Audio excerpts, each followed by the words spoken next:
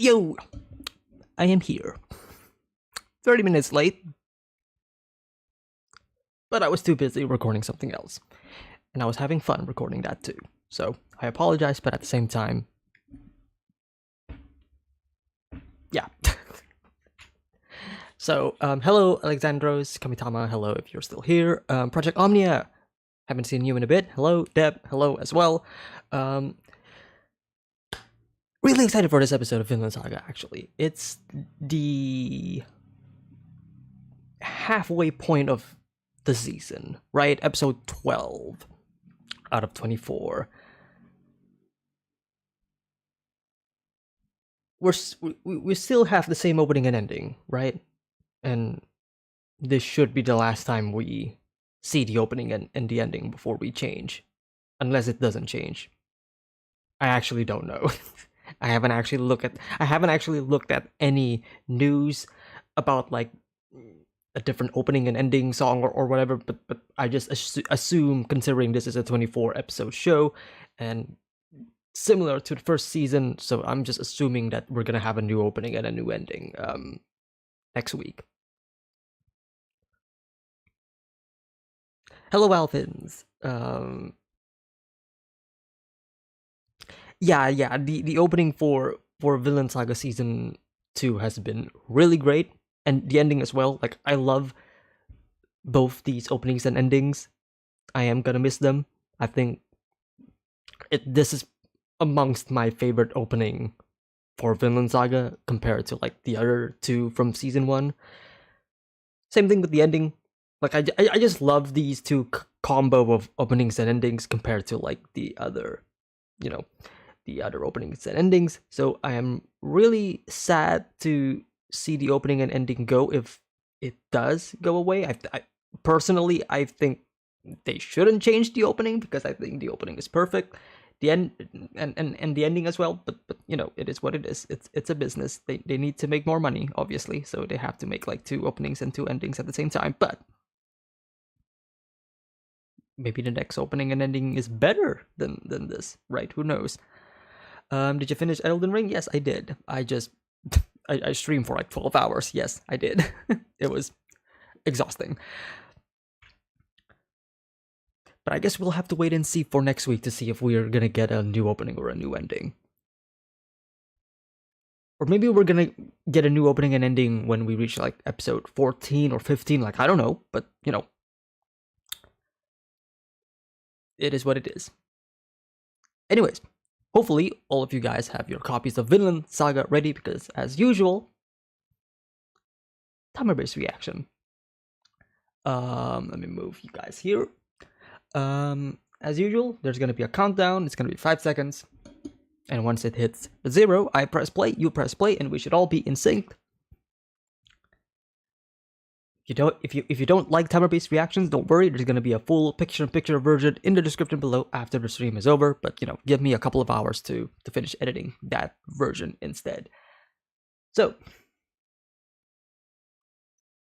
let me make sure that the desktop audio isn't recording. No, it is not. Let me make sure that the video itself is recording. Yes, it is. Alright, since you waited for like 30 minutes for this, I'm pretty sure most of you already have your copies of Vinland Saga ready. So the timer starts, or the countdown starts now.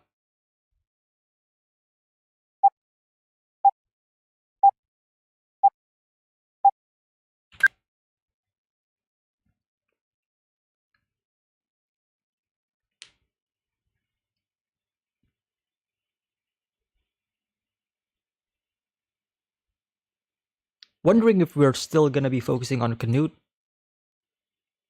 or are we gonna be focusing on the Leaf situation?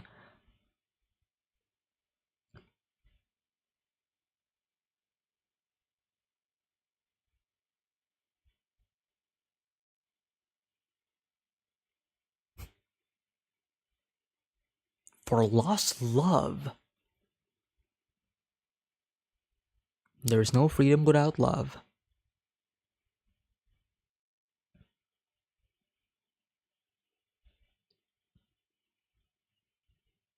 Almar seems. devastated. Obviously, he's gonna. Oh no, it's the other way around.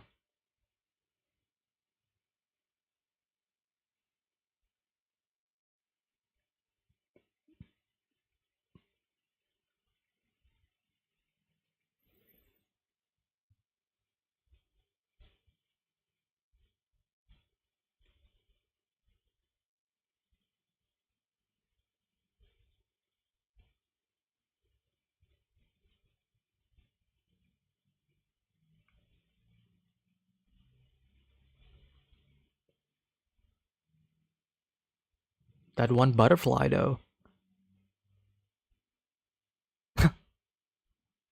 Wow, the comparison between him and Olmar when we were first introduced to him,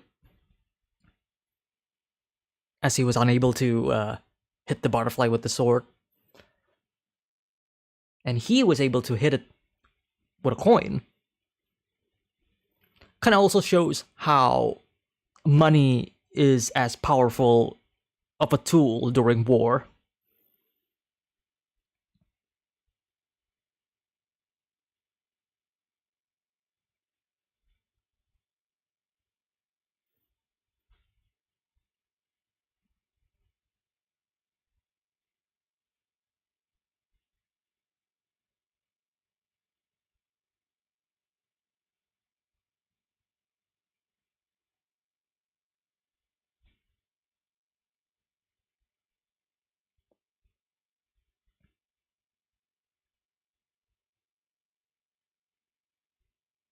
I guess they have to change the opening, considering this opening focuses a lot on the themes of the first half of the season, with Thorfinn being pulled into the darkness and Canute's rise to power. And since now we are going to shift to a more external conflict between Thorfinn and Canute, with the farm being requisitioned and all, and Thorfinn already finding, his not peace, but his new goal, right? His being reborn.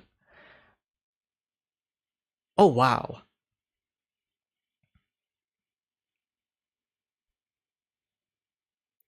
love that.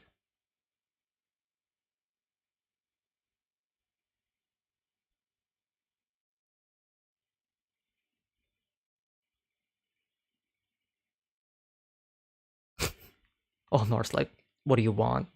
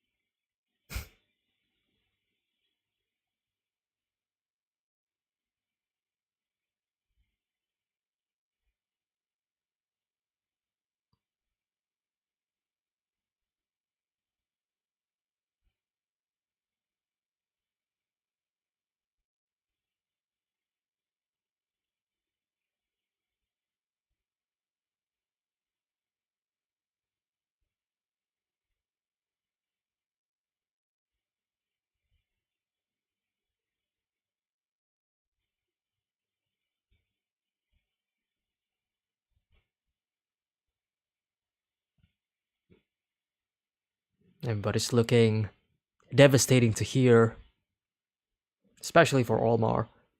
Though this feels more like a plan to drive him into a certain corner.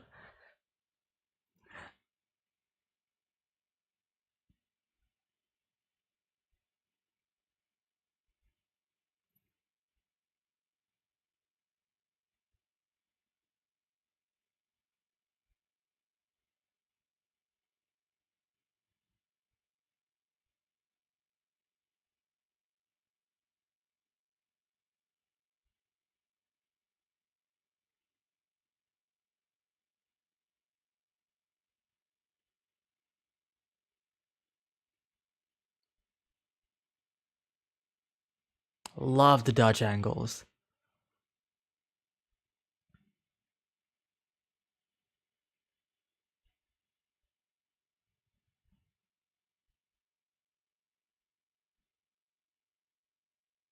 The detail in their faces too.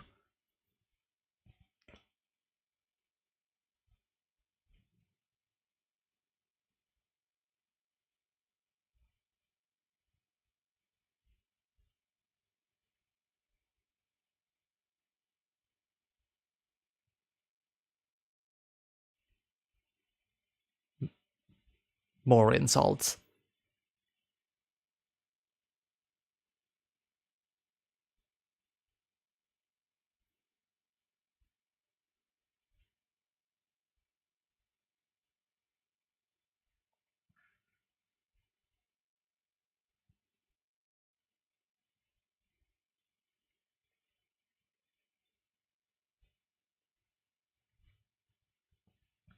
The brother.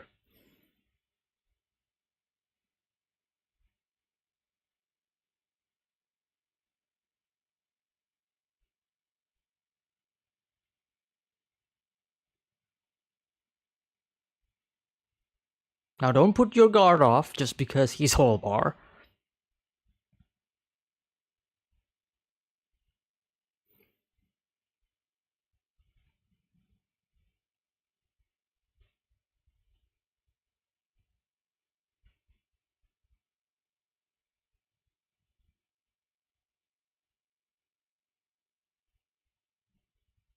Yeah.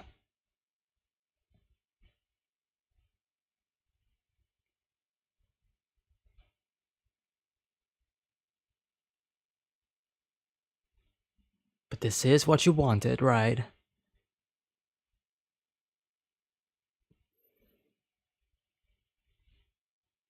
Touch tilt again. I love some of those impacts that they added in.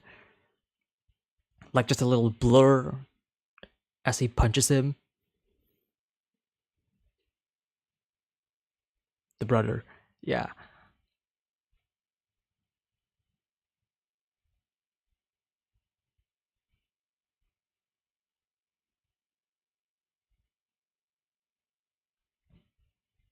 He's gonna motivate him. Mm-hmm. Yep.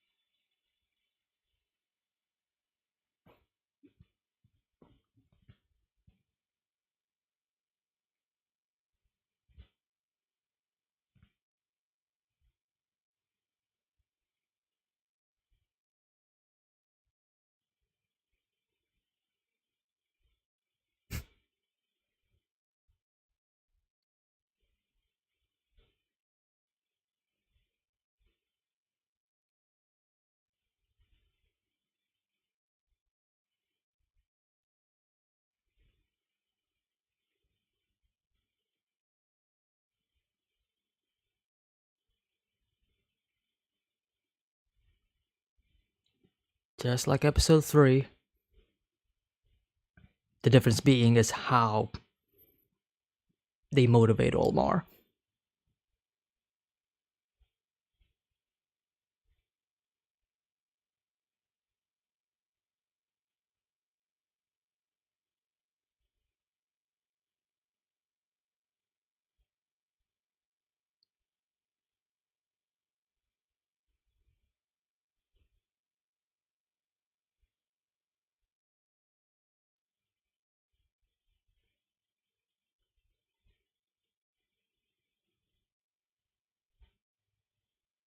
Oh shit.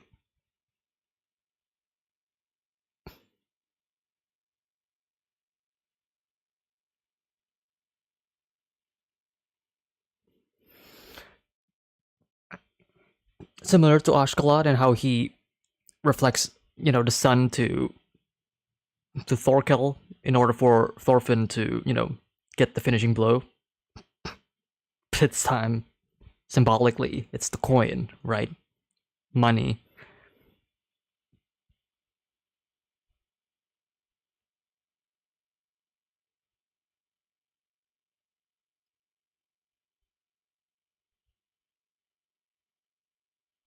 They're just gonna. Mm.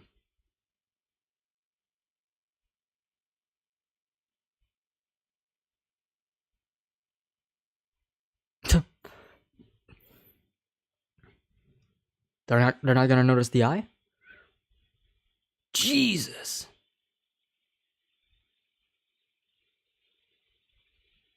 Yeah.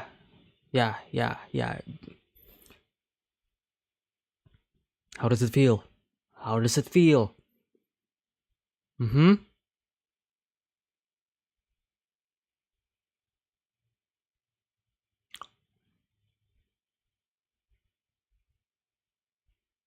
It's gruesome, yes, but I am loving the animation that they're putting here.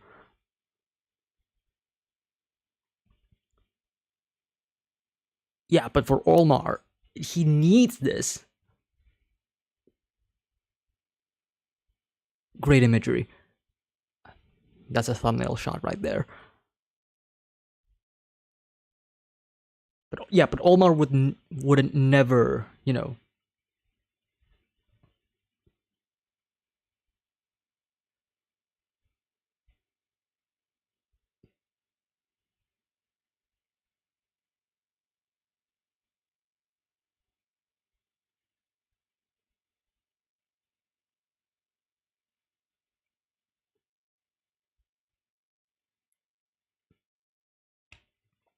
yes, things happen.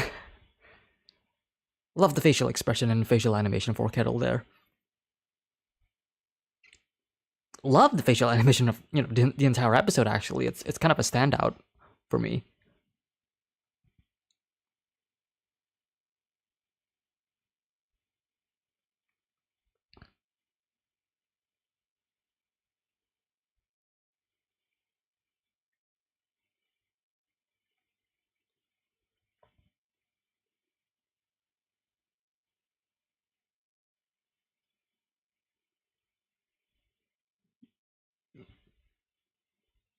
Hmm. Hmm. The change in tone in Olmar's face as well. Like this is not what he wanted. He thinks he wants this, but it's not what he needed.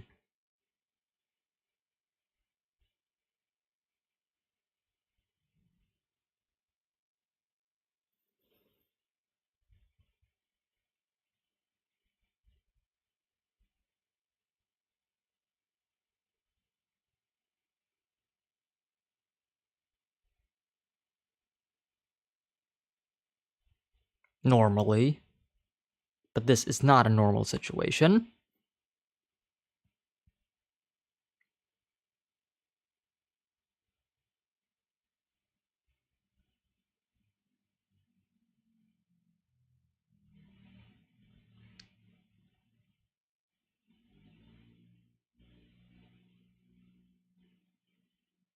This is also a good way for them, or like a good,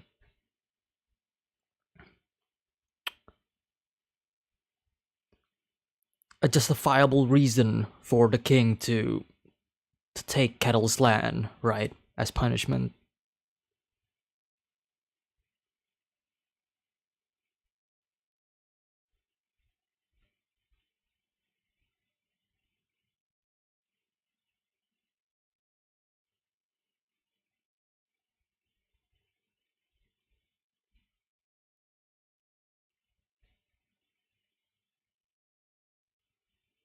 Yeah, Thorgil knows something's wrong.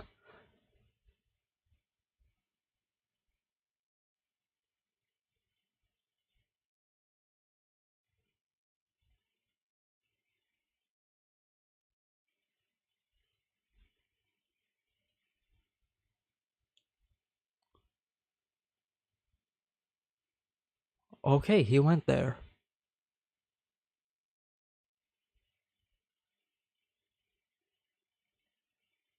Jesus.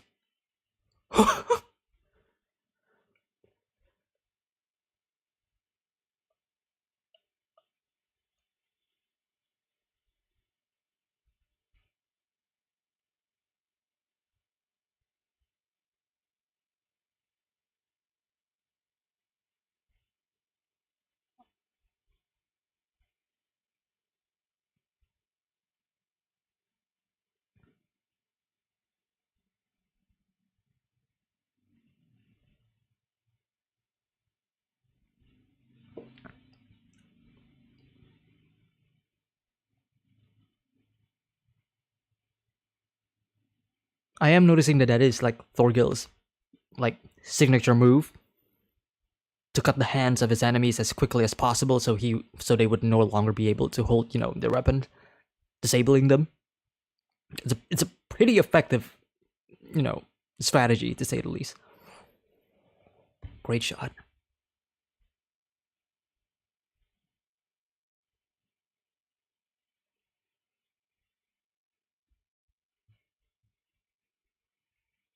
Asking about the eye. Yeah.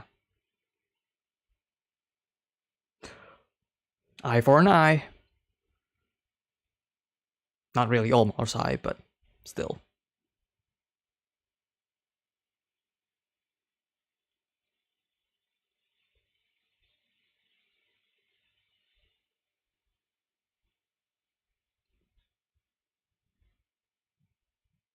Mm-hmm.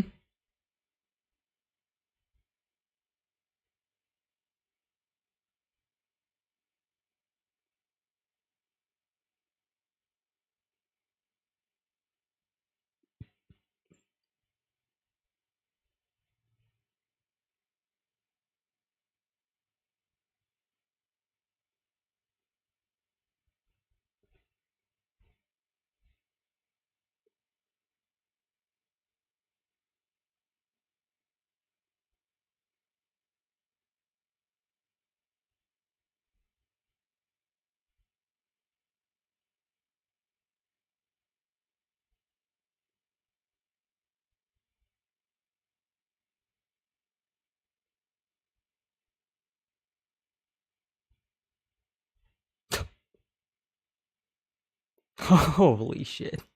Yeah, yeah, it is. It is the beginning. It is the beginning of the second half of the season. Where, as I mentioned, great shot, beautiful. But as I mentioned, right, the conflict between Canute and Thorfinn, right? The external force that is coming into the farm.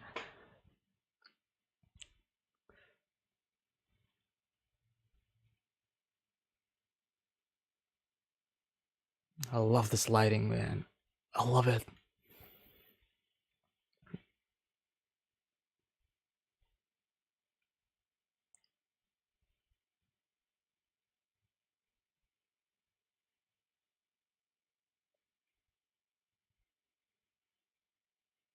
Yes, he is. At least the captain kind of acknowledges that, right? A little sign of respect. Hmm. Oh,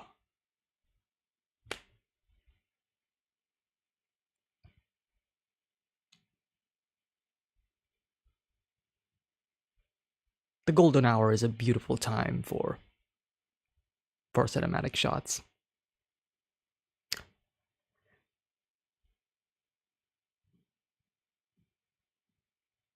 Hmm.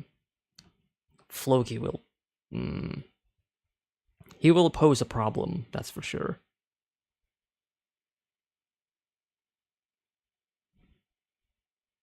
No sign of Thorkill, though.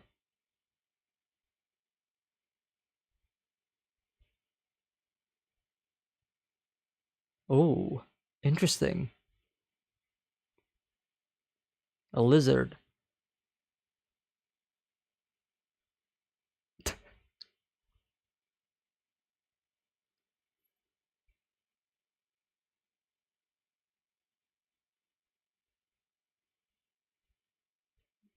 Yeah, yeah.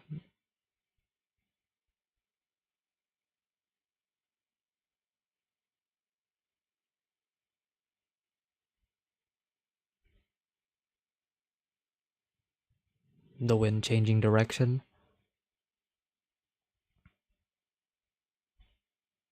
Hmm.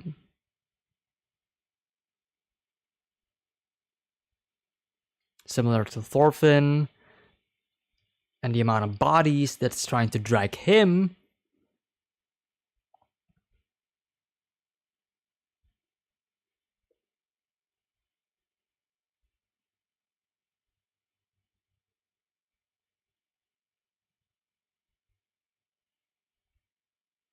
Ha! Brilliant. Brilliant.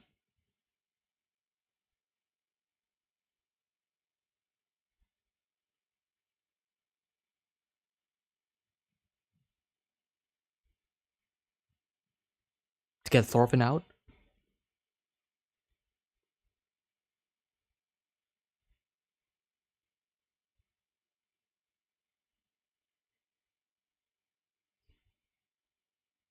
Or to at least get Kettle to... Ah, okay, okay. Mm, right. Okay, good, good. So I was on track. All right.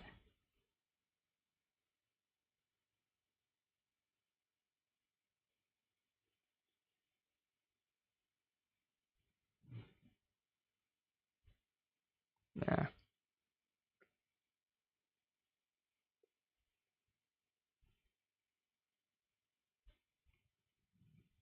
Oh, this music though. Yeah, Olmar. Not what you were expecting, is it? Love this development.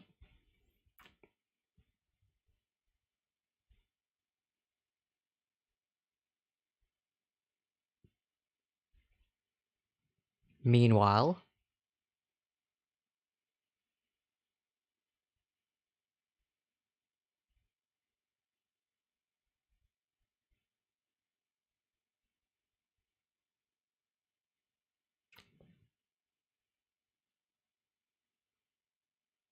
oh,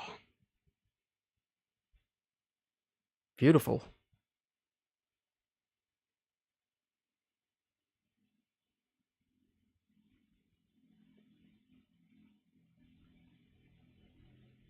It's the end of the day.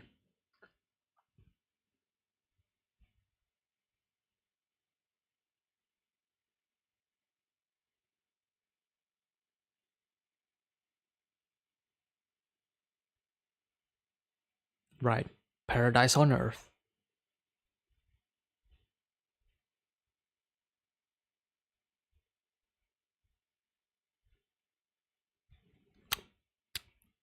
Love. Right, right. How Canute sees love through... Mm,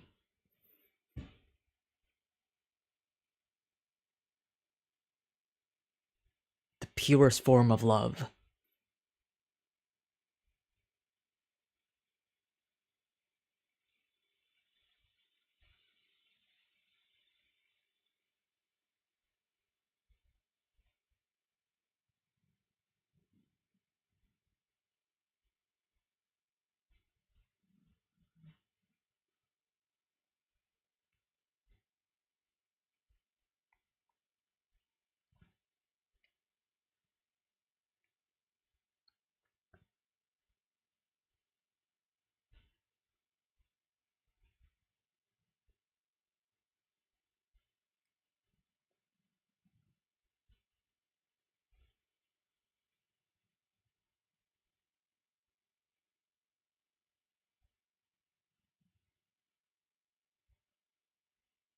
I'm gonna miss this ending as well.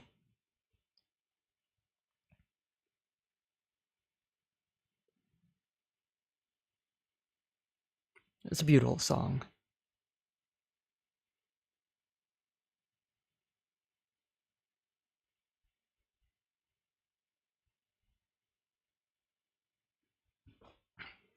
Okay. Woo! Fantastic episode. Fantastic episode.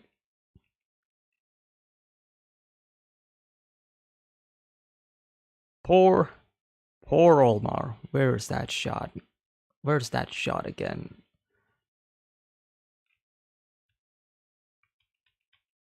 There it is. Wow. How does it keep getting better? I have no idea, but that is the beauty of Vinland Saga.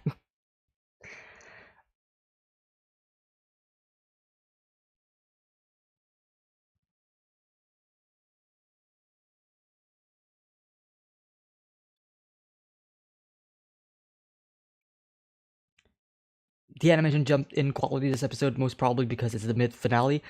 Good to Galeji. I would say compared to like the previous two episodes, I would say so. Yes, I feel like this had the same level of. I feel like this specific episode had the same level of care and attention that they had for episodes 8 and 9 because of because 8 and 9 are focusing on obviously Thorfinn and his character development, and it is a major character development for Thorfinn. Therefore, they have like the most utmost care for those two episodes. I feel like the same way for this episode, considering one, this is the mid finale, and two, because this is again setting up the next half of the season, plus kind of tying back a lot of the themes that we established in the first half of the show, or the first half of the season, I would say, right? The theme of being a warrior, what it means, especially when it comes to Olmar. The thing about Canute and him wanting to create paradise on Earth by any means necessary. In his eyes, his actions are justified, but in the eyes of many, it may not be justified, which brings up a lot of debates and a lot of discussion about his whole character and what he represents.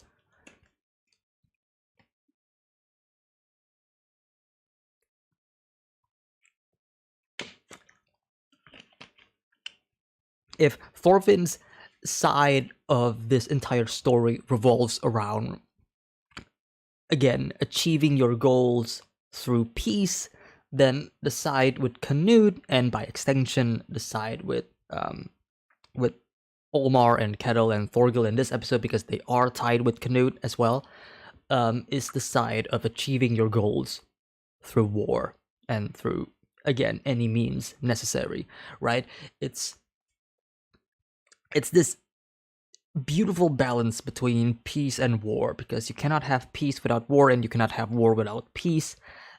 It's a never-ending cycle, which we don't know what started and what ends. So having both, having Canute, having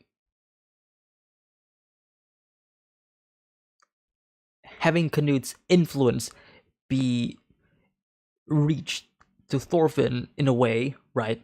Because again, it's not like Canute is seeing Thorfinn, physically speaking, but his presence will be felt by Thorfinn once his forces come into the farm, and this will present an incredible challenge for Thorfinn as somebody who was just reborn and who just decided to, to no longer use violence. This will pose like a major challenge for him, right? This is a test, basically, right? Let's see if you truly will not use violence. Let's see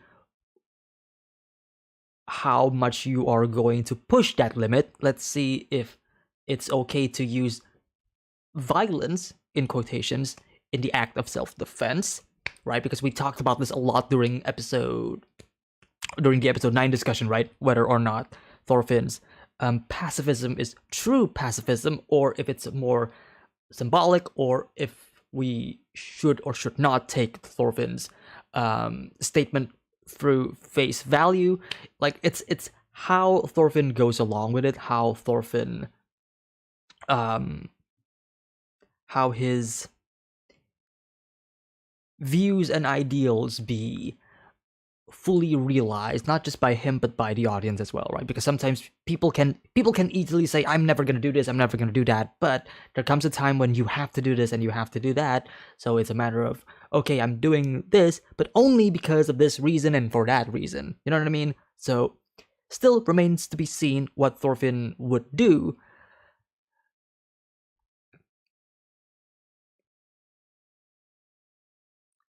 And would also show like his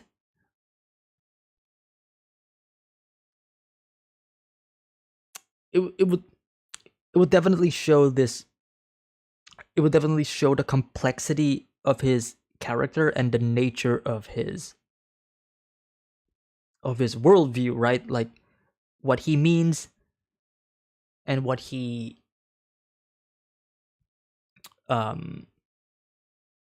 I guess what he represents, right? Because again, he is following the same path as Force, but just going beyond Thor's, right? Following the same path, but Thor's obviously stopped halfway due to, his unfortunate death.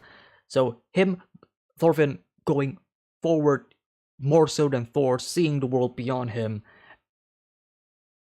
and seeing what a true warrior would do is something that I think they are going to focus on and what they are going to explore more in the second half, right? What it means to be a true warrior. They mentioned it in this episode, right? When it comes to Thorgyn and Olmar, and I think they're gonna they're gonna expand on it with Thorfinn's character in the second half. Because again, like if you see Thor's, right? Thor's uses violence, but it's not with the sword, right? That's like the one takeaway, right? A true warrior would not use their swords, right? Plus, the way Thor handles the situation in the first half of season 1 was that he was using violence, but he's not killing people, right? Ultimately, he would end a fight by his own words, right? Through his own presence and through, a healthy discussion, even though that healthy discussion led to his death. So, easiest assumption would be that Thorfinn would be following that, but to a more extreme state, because again, going further beyond what Thor's did. But yeah, that's probably like the biggest thing that I am most excited about when it comes to season 2. I love it when a show establishes a theme and then the show challenges that theme, asking the audience and the characters, okay, so you think this is the way to go, but is it the way to go? I love it. I love when a show does that, because it presents that not everything is black and white, that everything is gray, that not all of your ideals are true, and not all of your convictions can remain solid, or can it? Right? That's like the main challenge. And I think the show has been expertly handling these situations again and again and again. I was a bit worried when I saw that this episode had 12 animation directors, which is double the amount of any other episode this season, but it may actually be the reason it ended up looking so good. Yeah, having many different animation directors it means two things. One, and this is something that we should be worried about, and that is production may have been a mess behind the scenes, so they needed a lot of people to actually fix some stuff. Or two, production is actually fine and they just wanted 12 animation directors so it will look good. Either way, it ends up looking pretty good. But knowing that there was 12 animation directors in this episode made me worried a bit. It's fine for a single episode, but having it halfway through the season is also worrying, so I am hoping that everything is fine in the next second half of the season. But knowing the director Yabuta Sensei and everybody involved, and how they were able to create season 1, I have no doubt that they are able to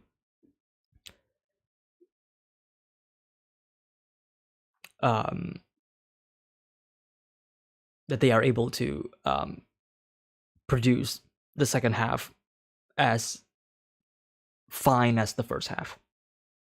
Yeah, I really trust the team, especially when you see episodes like this, especially when you see episodes like episodes 8 and 9, especially when you see other episodes like episode 3 as well. Like, this team knows what they're doing. So I have no problems with, I have no major doubt that they're able to, to produce something that is that is equally great and visually stunning to to look at, which is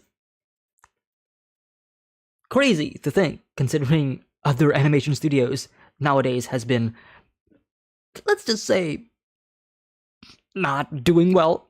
A1 Pictures, but yeah.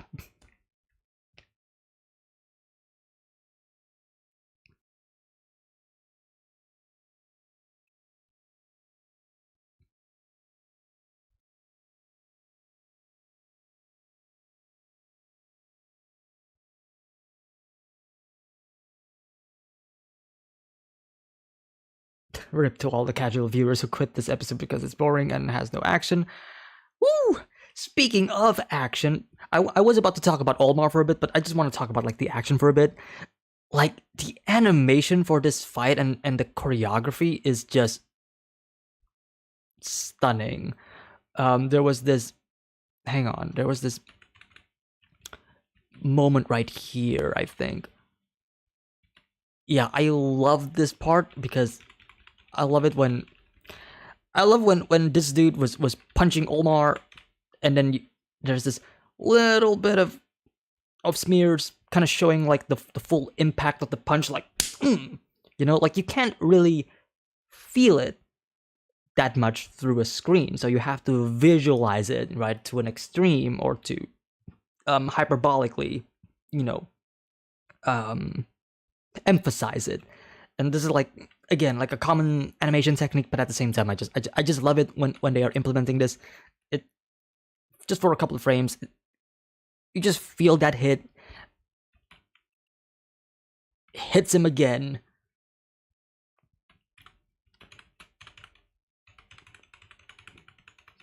Thorgil motivating him to get up. And they are not holding back with like the blood and gore, right? Now obviously, like they have to blacken it out, like darken it a bit, add some more shadows to it, so you don't really see, even though you can clearly see it. But you'll find this often in most animes, that during these moments, at least during the TV version, they have to like darken it a bit, right?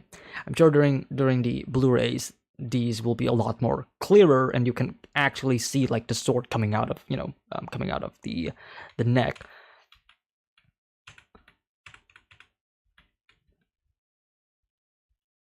Oh, I love that. I love how Thorgil is. I love this little build up for Thorgil, like eyes gone. Like, doesn't need a mushroom or anything, like just he is a beast. He is inherently a beast. No need for any, mushroom shenanigans like Bjorn, who needs it to be stronger or to go berserk mode. Nope. He just switch of a button.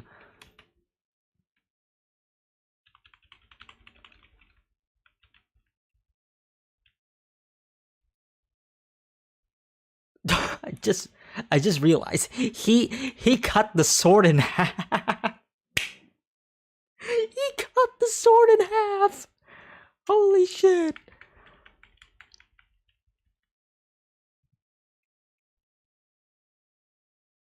Cuts him again midair.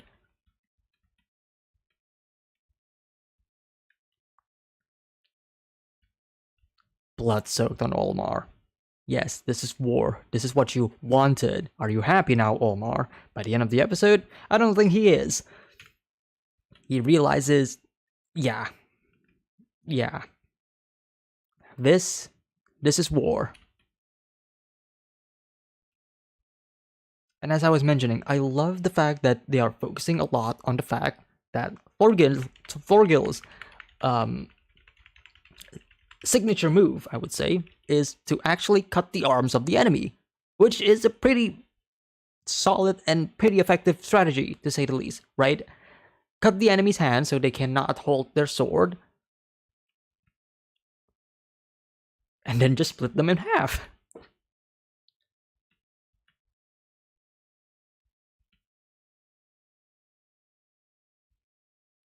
Love that little smile, like, you're fucked. Hits him in the head. Yeah. And then fight continues on. Hey, I mean, if Thorgil is able to do this to like a couple of men, I'm sure the farm will be fine. I mean, we have Snake, we have like a bunch of other dudes. I'm sure the farm can put up a fight or two.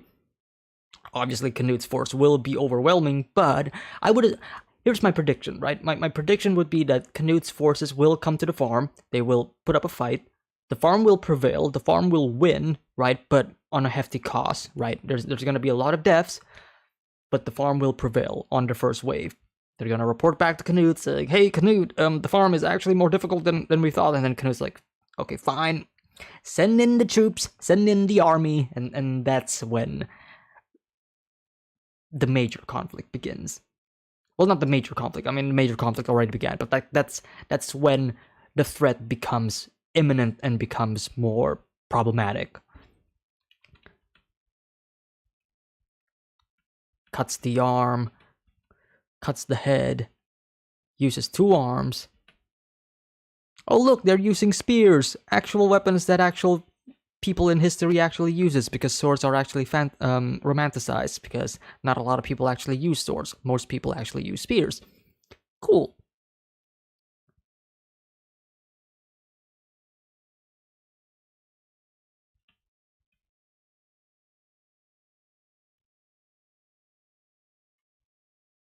Love this shot. Completely in control. He is towering over this dude. You lost.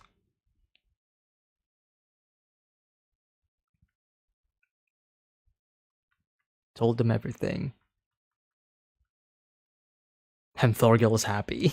This is the beginning. Yep, it is. It is the beginning. It is the beginning.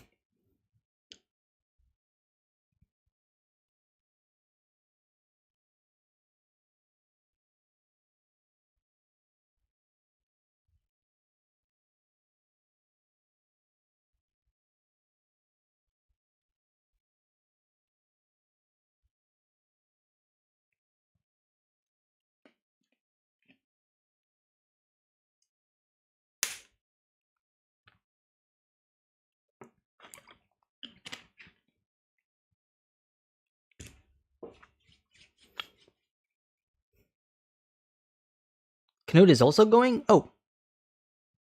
Well, I guess I misread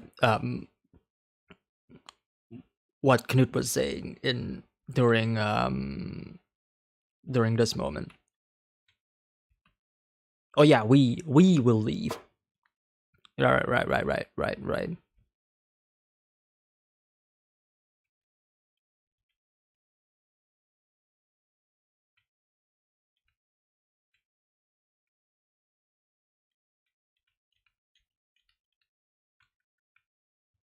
Right, we encompassing Canute as well. Okay.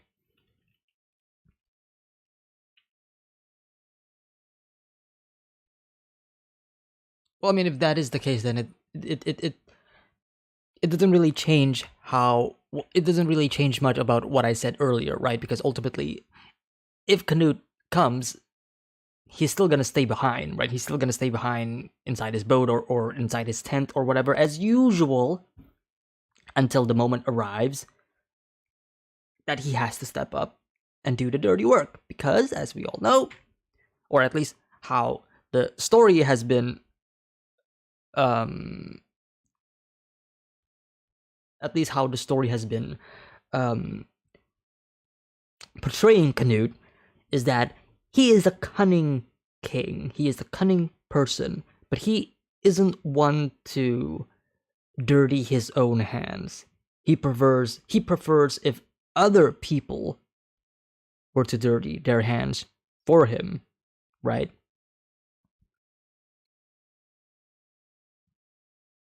Killing all of those kings? Not really him. Another person did, right? Poison.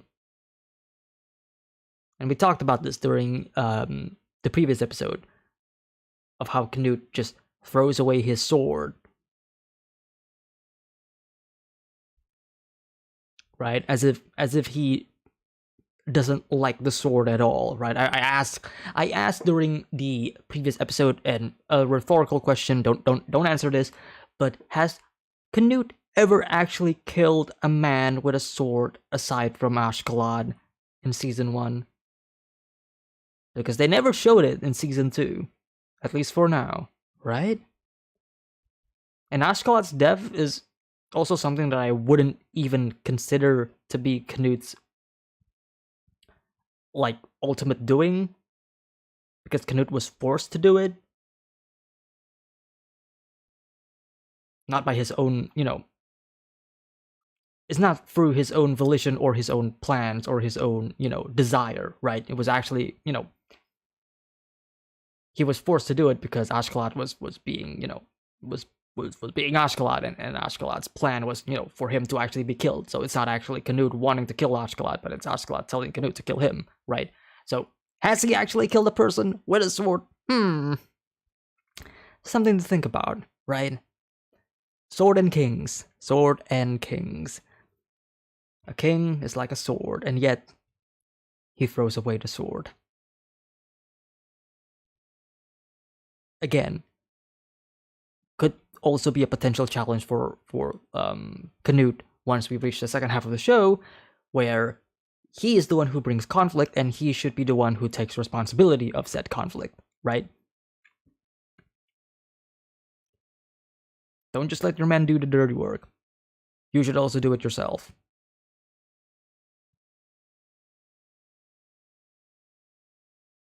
Grab the sword. Do it. I would love to see Canute actually taking the sword and putting up a fight, at least against, like, maybe Thorfinn, but like other people in the farm, just to see what kind of resolve Canute has. Because right now, again, I still have my reservations considering, concerning Canute and how true to him to himself. So I'm waiting for that moment where Canute actually takes up the sword and actually kills a person. Then I will see Canute for who he is. Because for now, I just don't see Canute as a murderer.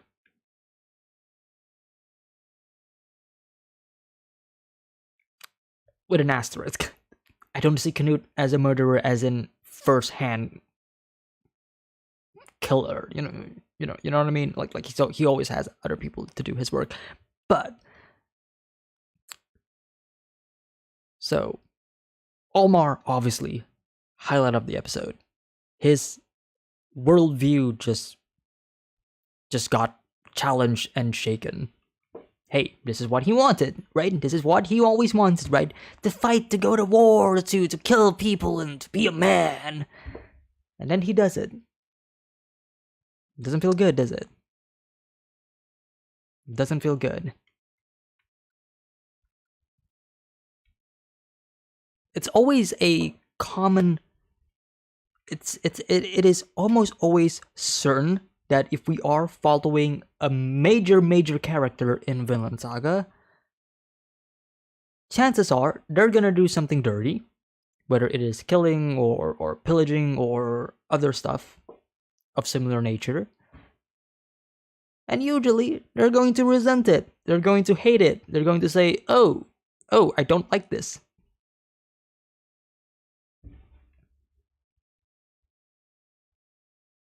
And Olmar is clearly one of those characters. He sees the bloodshed.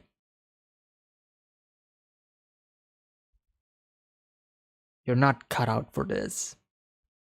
It's not what you wanted. It's not the fantasy that he has always dreamed about. It feels different. And by the end of this episode... Wait. Okay. And by the end of this episode... I want to see his face. Yeah, his face is the face of somebody who is basically contemplating his life, and maybe thinking about other goals in mind. That slight feeling of disgust, that feeling of I don't know what to do anymore, that feeling of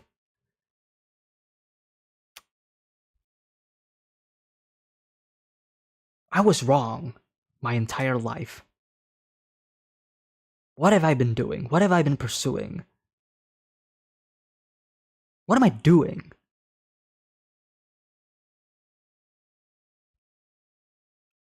Regret. Yeah, it's not just regret that he killed the person, but it's also regret that this is the type of life that he's been dreaming of.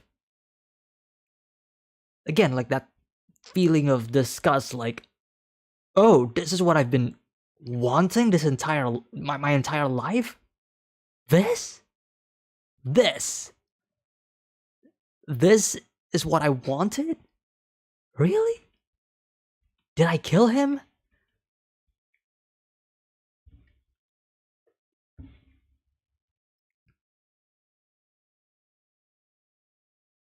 I can't believe myself, right as he covers his face. All the while Kettle is, hiding himself within the barrel, like. But still, disgusted with himself. That is correct. I was very much interested in Olmar's character when we were first introduced to him back in season, back in like the second episode, right? Ooh, this is an interesting character because this is a character that also mirrors a lot of Thorfinn, a lot of Canute, right? Again, like common theme of Vinland Saga, right? A character who wants to be a warrior, a character who thinks that, whatever it is that they are thinking is like,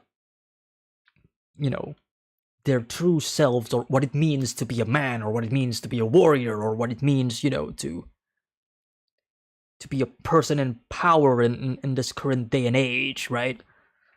That is who I strive to be. And then they become that person, and then they are disgusted by those person, by that way of being, that way of life, like, oh, I did not enjoy that. Oh. And now he's contemplating himself. Now he's thinking. It took us 10 episodes to reach here, but I love that we have finally reached this point with Olmar. He needed this. And so now, as he looks at the barrel that holds Kettle in, maybe now, after all this time, he can finally see eye to eye with his old man. That's like one of his major conflict is with his father, right? Because they just don't see eye to eye because he thinks, his father is weak. I don't want to be in a farm. I want to be a warrior. I want to go outside. I want to be a soldier. Maybe not anymore. Maybe he's going to have a little talk with his father and say, yeah, Dad, I'm sorry, I fucked up. I didn't want any of this. Can I go back to the farm, please, and live my happy, peaceful life? Thanks.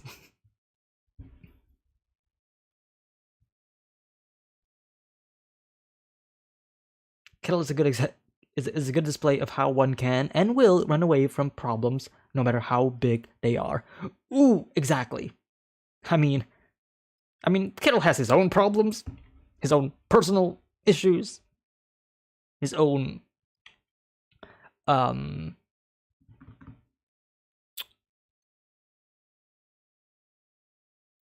fight against the stereotype that he is being put in, right? The Iron Fist, right? This made up wannabe hero that killed a bunch of people, that was strong and, fearful and powerful. Like, no, that's not Kettle. Like, this is Kettle showing how he deals problems externally, which, surprise, surprise, is no different from how he handles his problems internally. It is something that needs to change as well. It is something that he needs to face. It is also a problem that he needs to, to handle himself, because ultimately only he can save himself. Only Kettle can save himself. Other people can only help him, but ultimately Kettle is the one who can save Kettle.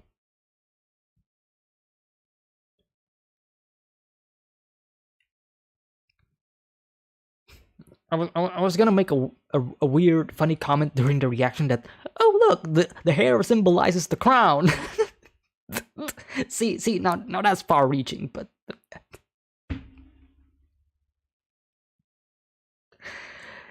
the wind symbolizes the change in direction, symbolizing that the hair becomes the crown, which means that Canute has become the crown himself, right? It symbolizes that the crown and Canute is one and the same. That's kind of far-reaching, but it's not wrong though. This is what happens if I'm like discussing something on crack. I'm not actually on crack, but like when the discussions and the and the symbolic tie-ins become way too much. Like if I ran out of ideas on what to discuss, like I would probably say that, like, oh, the hair becomes the crown. Yes, of course, it makes total sense. Of course.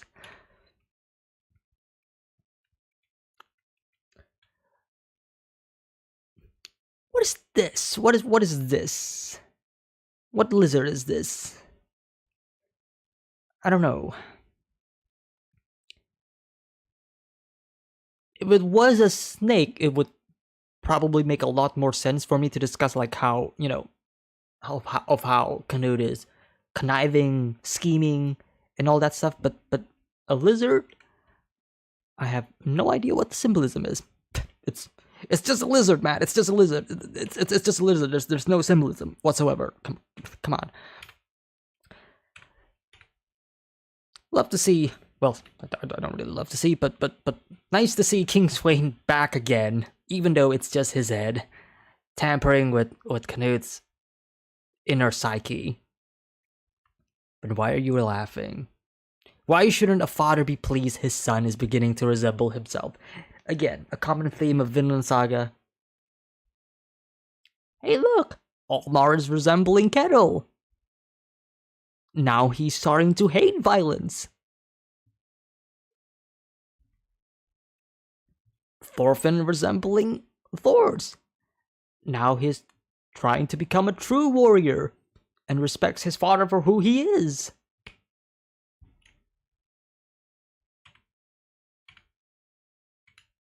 And then we have Canute.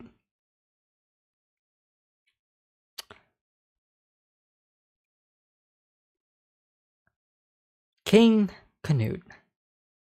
The person who hated war, who hated violence, who hated bloodshed in the beginning, and now sees it as a necessary evil. That is how I view Canute now, a necessary evil. Canute realizes his role. He realizes his importance, or the importance of his role, and the importance of King Sweyn's role as well in the past, like what King Sweyn represents. Obviously, Canute is trying to be a better person than King Sweyn, right? Following the same path, but be better than him. But the simplest question would be, if wouldn't following the same path equal you becoming the same regardless?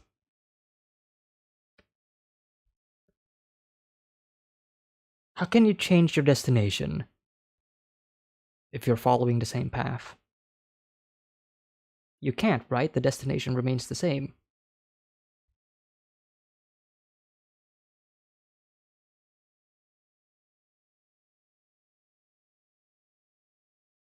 You can slow down the process, you can delay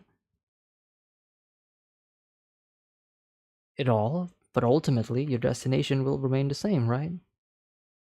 Canute following the same footsteps as his father. As much as he despises him, ultimately this is his destination. There is a difference in how he reaches that destination, but the destination remains the same. It is really hard to not just search on Wikipedia or any other like historical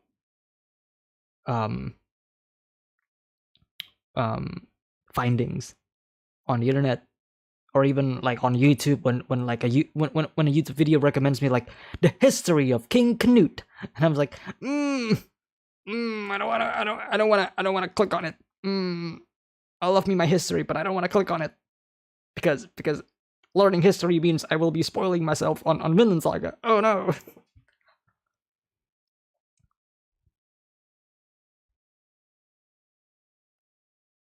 So yeah.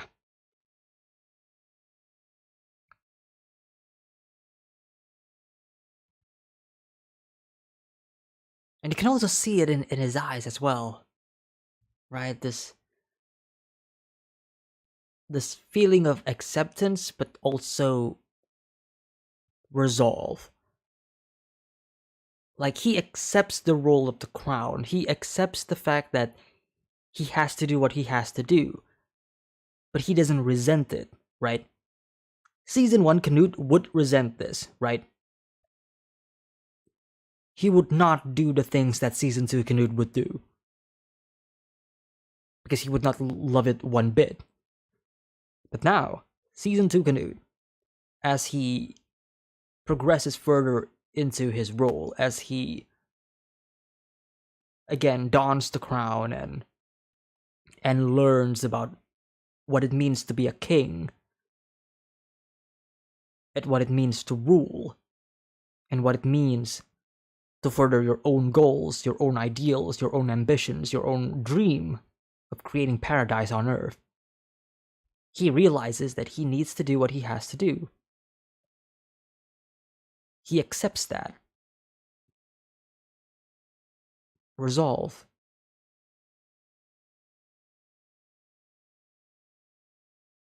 He didn't like it in Season 1 because he didn't understand it.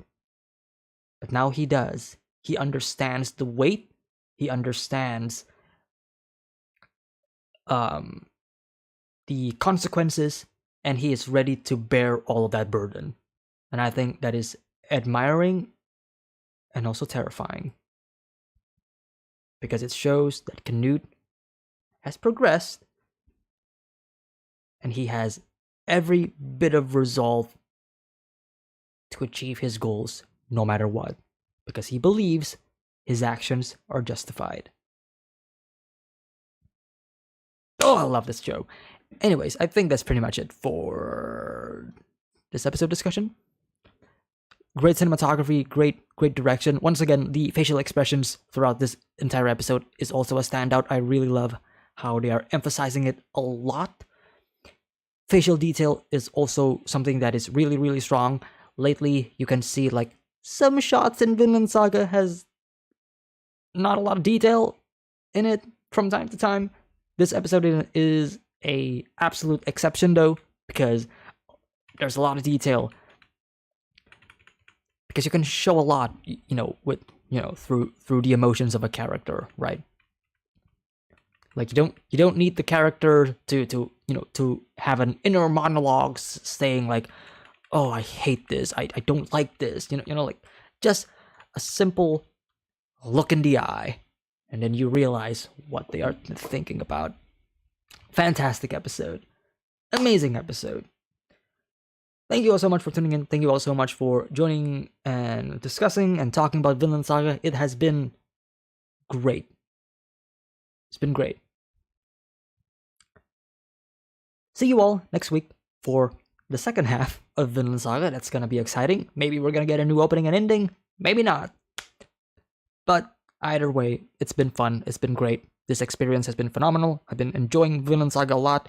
Season 1 was an incredible season, and Season 2 has been definitely one-upping it in the story and the theme and the thematic department.